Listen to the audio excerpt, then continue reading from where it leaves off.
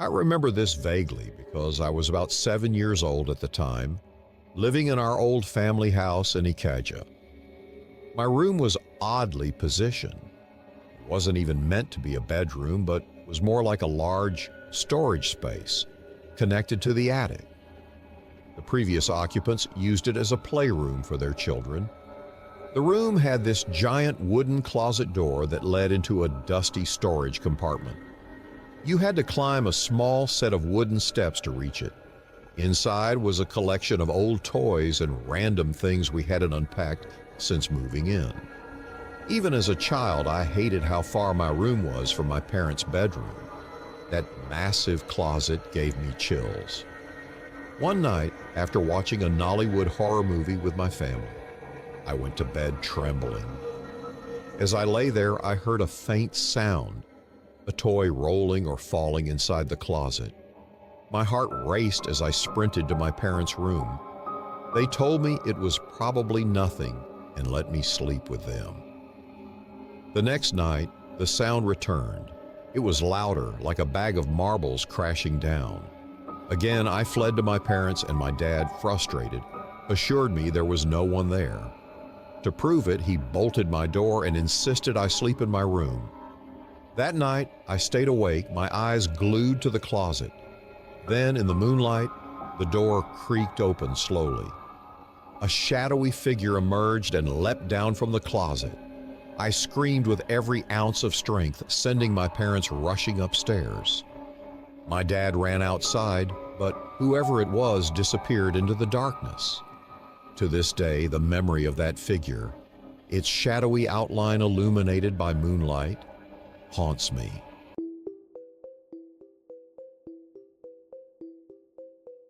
Back in JSS 3, our school organized a cultural excursion called the Southwest Heritage Tour.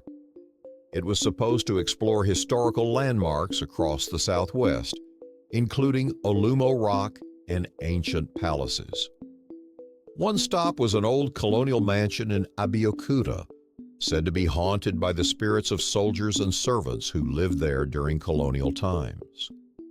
We gathered in a parlor for the guide's lecture. As she spoke, I started hearing an odd sound, a piano key being struck once every few seconds. The sound stood out because there wasn't a piano inside. Confused, I whispered to my classmates, asking if they could hear it. They all shook their heads. The sound came again, and I instinctively turned, catching the eye of an older woman in the group. She gestured toward her ear, silently asking if I heard it too. I nodded.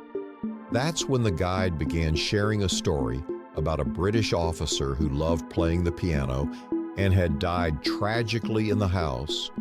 According to her, guests often claimed to hear faint piano music during quiet moments.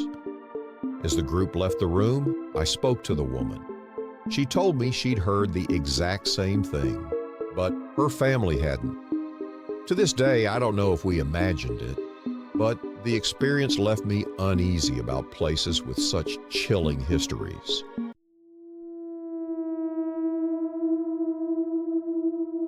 It was close to Halloween, and my friends and I were swapping spooky tales. One of them shared a story about her parents' first date, a tale she swore was true. After much coaxing, she began. Her parents had gone on a charming, albeit slightly awkward, first date. As the evening neared its end, her dad, adventurous by nature, suggested they take a moonlit stroll through the Idenra Hills, a popular but eerie spot known for its ancient rocks and hidden paths. He was familiar with the area, having visited it during youth trips.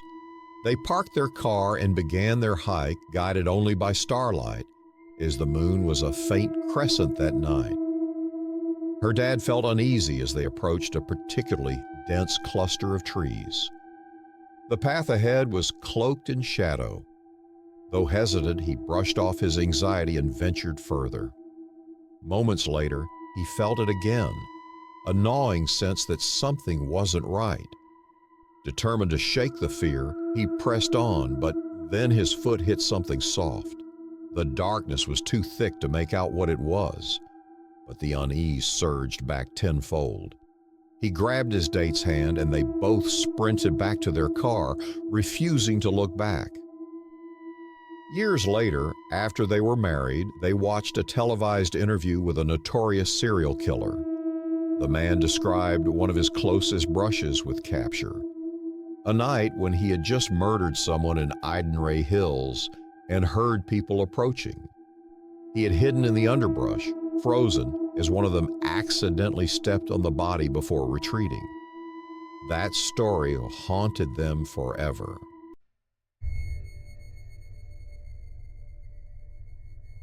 At my university, the library stays open until the early hours, 2 a.m., for procrastinators like me.